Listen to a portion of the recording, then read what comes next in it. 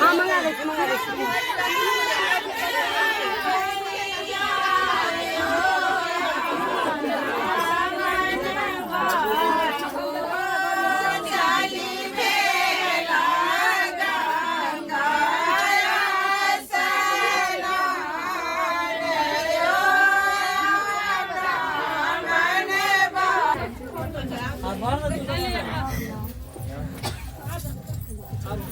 चलो।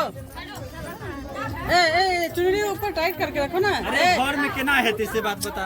निकलो तो दही 2 मिनट आएगा। आजा आजा ले लीजिए आप फोटो। कैसे चलो चलो चलो चलिए। ये बड़ा सोकर जगह है। वीडियो बता रही आप वहां से लेना।